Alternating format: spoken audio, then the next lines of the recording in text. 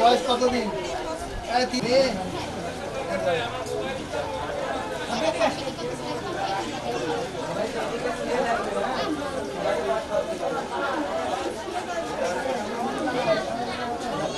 গতকাল সারা দেশে 18টা জেলার 30টা উপজেলায় বিশেষ হাম টিকাদান কর্মসূচি চালু হয়েছে।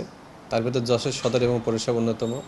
আমরা গতকাল আমাদের বিভাগীয় পরিচালক সহ স্থানীয় আমাদের বিএনপির নেতৃবৃন্দ এবং অন্যান্য ডিপার্টমেন্টের লোকজন, ডিসি, এসপি প্রতিনিধি সহ আমরা এটা উদ্বোধন করছি। গতদিন আমরা যে প্রায় 2500-এর মতো বাচ্চাকে টিকাদান করতে সক্ষম হয়েছি।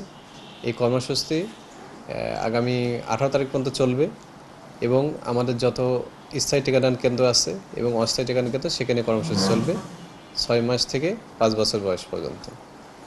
আর এখনও পর্যন্ত টিকার পরবর্তী কারো কোনো পার্শ্ব প্রতিক্রিয়া হয়নি। আমাদের এই টিকাদান কর্মসূচি চলমান আছে। তবে যেটা বিষয় হচ্ছে যে কারো কোনো গুজবে, কোনো ফেসবুকের পোস্টের কারণে শিশুদেরকে টিকা থেকে বঞ্চিত হবে না। আপনারা অলরেডি জানেন যে ন্যাশনালি এ পর্যন্ত প্রায় 94 জন বাচ্চার মৃত্যু হয়েছে। আমরা চাই না কোনো বাচ্চা এই টিকা থেকে বঞ্চিত হয়ে মৃত্যুর সম্মুখীন হোক।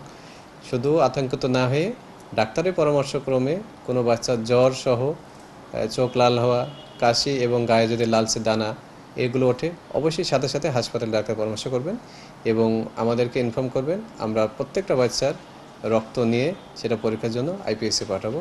এই প্রক্রিয়া চলমান আছে, সবাই সহযোগিতা কামনা করছি। যেটা হলো এই যে টিকাটা, এটা কি আপনার এই দুটো কেন্দ্র নাকি যে প্রত্যেকটা উপজেলায় দেওয়া হচ্ছে? না, ইনিশিয়ালি আমাদের হট স্পট হিসাবে যশোর সদর এবং পৌরসভা শুরু হয়েছে এবং প্রত্যেকটা ইউনিয়নে পর্যায়ক্রমে শুরু হবে। আমাদের কর্মী সংকট আছে, আমরা একটা মাইক্রোপ্ল্যানও করতেছি।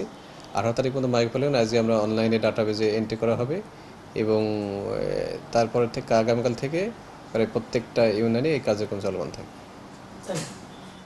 আলহামদুলিল্লাহ, আল্লাহ তাআলার রহমতে আসলে এখানে কোনো ভোগান্তি পোহানো লাগে নাই। স্বাভাবিকভাবে আর কি লাইন মেনটেন করেই সবাই দিচ্ছে, তো আমরাও সেইভাবে দিয়েছি। আলহামদুলিল্লাহ, কোনো হ্যাজেল পোয়াতে হয় নাই। তো মানে সবাইকে বলবো যে আসলে যেহেতু এখন একটা হামের একটা আমাদের রোগ চলতেছে, হ্যাঁ, সবাই আর কি মানে এটা নিয়ে অনেক টেনশনে আছে, বিশেষ করে প্যারেন্টসরা। তো আপনারা মানে স্বাভাবিকভাবে এখানে এসে দিয়ে দিতে পারবেন, কোনো ঝামেলা আমার মনে হয় না পোয়ানো লাগবে। আমি অভিভাবক হিসেবে বলছি, আমাদের যশোরে যে কটা টিকা কেন্দ্র আছে আমরা সুস্থভাবে, সুন্দরভাবে, স্বাভাবিকভাবে আমার বাচ্চাদের টিকা দিয়ে নিয়ে গেলাম এবং এখানে কোনো ঝামেলা কোনো কিছু নেই। খুব সুন্দর পরিবেশে সুন্দরভাবে বাচ্চাদেরকে টিকা দিয়ে নিয়ে চলে গেলাম আমরা। ভোগান্তি পোয়াই নেই, কারণ সবাই তো লাইনেই দাঁড়াবে, সবাই আসছে, এটা স্বাভাবিক। হয়ে গেছে, আল্লাহর রহমতে ভালো মতো হয়ে গেছে, আর সবই ভালো মতো হয়েছে, কান্নাকাটিও করে নাই।